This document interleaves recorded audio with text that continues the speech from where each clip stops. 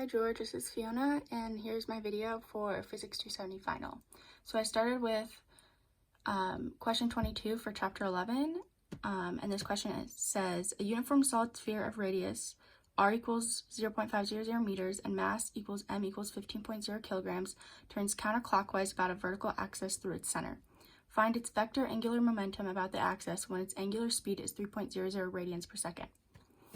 So here we know r is 0.5 meters, we know m is 15 kilograms, and we know that the angular speed is 3 radians per second. So we start with the equation for the moment of inertia of a sphere about an axis through its center, which is I equals 2.5 or 2 over 5 mass times radius squared, and we plug in the given values for mass and radius. And so using this equation and plugging in the numbers, we found that the inertia was 1.50 kilograms times meters squared.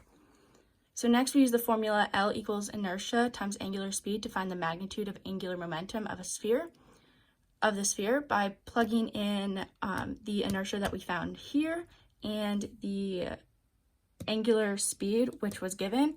We found that the angular momentum is 4.50 kilograms times meters squared per second. So since we were told that the sphere rotates counterclockwise about the vertical axis, the direction of the angular momentum is upwards in the positive z direction, giving us our final answer of the sphere's vector angular momentum about the axis to be 4.5 kilograms times meters squared per second k. So for chapter 12, I did question 29. Which says, a child slides across a floor in a pair of rubber-soled shoes. The friction force acting on each foot is 20.0 newtons. The footprint area of each shoe is 14.0 centimeters squared, and the thickness of each sole is 5.00 millimeters. Find the horizontal distance by which the upper and lower surfaces of each sole are offset. The shear modulus of the rubber is 3.00 millinewtons per meter squared. So here we have an object that is subject to a force parallel to one of its faces while the opposite force is held fixed by another force. So this stress in this case is called shear stress, and we define shear stress as force over area, or the ratio of tangential force to the area of the face being sheared. So the shear strain is defined as the ratio of delta x over h, where delta x is the horizontal distance and the shear is the horizontal distance that the sheared face moves, and h is the height of the object. So in these terms, the shear modulus S equals the shear stress over the shear strain, which equals F over A over delta X over H.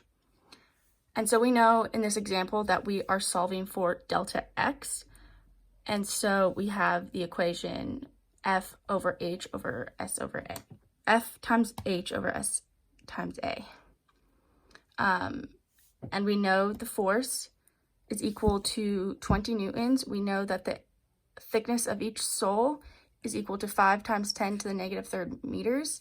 And we know the shear modulus of rubber is 3 times 10 to the 6 newtons per meter squared. And lastly, we know that the area of the footprint area of each sole is 14 times 10 to the negative 4 meters squared. So by plugging in all of these values, we found that, or we can solve for delta x, and we found that the horizontal distance that the shear force moved is 2.38 times 10 to the negative 5 meters. So for chapter 13, I did question 7, which says two identical isolated particles, each of mass 2.00 kilograms, are separated by a distance of 30.0 centimeters. What is the magnitude of the gravitational force exerted by one particle on another? So Newton's law of universal gravitation says that every particle in the universe attracts every other particle with a force that is directly proportional to the product of their masses and inversely proportional to the square of the distance between them. So if the particles have masses m1 and m2, and are separated by a distance r, the magnitude of this gravitational force is found by the expression F of g equals g times mass 1 times mass 2 over radius squared, where G is the universal gravitational constant, equaling 6.674 times 10 to the negative 11 newtons times meters squared over kilograms squared. So we know that M1 and M2 both equal 2.00 kilograms, and the distance between the two particles R is 30.0 centimeters or 0.3 meters. So by substituting these numerical values into the equation of universal gravitation, we find that the magnitude of the gravitational force exerted by one particle on another is 2.97 times 10 to the negative 9 newtons. So for chapter 14, I did question 11, which says calculate the absolute pressure at the bottom of a freshwater lake at a point whose depth is 27.5 meters. Assume the density of water is 1.00 times 10 to the 3 kilograms per meters cubed, and that the air is at a pressure of 100.3 kilopascals. And part B asks what force is exerted by the water on the window of an underwater vehicle at this depth if the window is circular and has a diameter of 35 centimeters. So for part A, we know that the pressure in a fluid at rest varies with depth according to the expression P equals P sub 0 plus P times G times H, where P sub 0 is the pressure at a depth H, which equals to 0.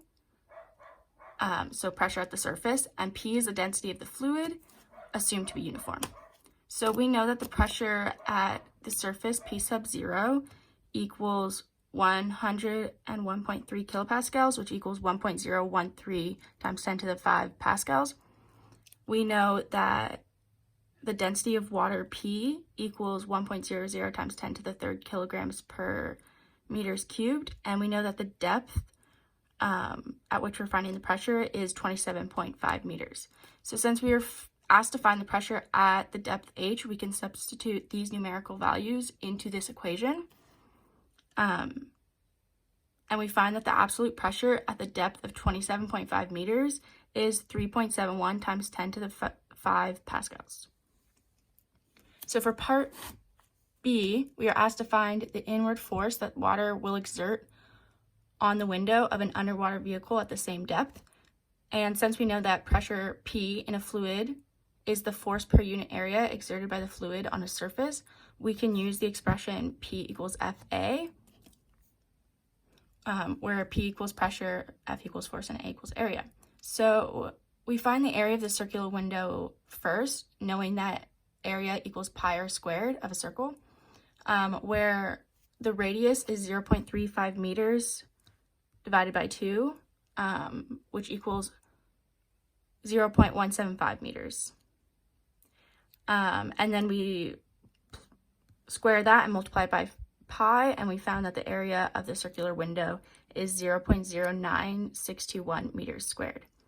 So next, we use the value for pressure that we found in part A to solve for the force, and we get that the force exerted by the water on the circular window is 3.57 times 10 to the 4th newtons.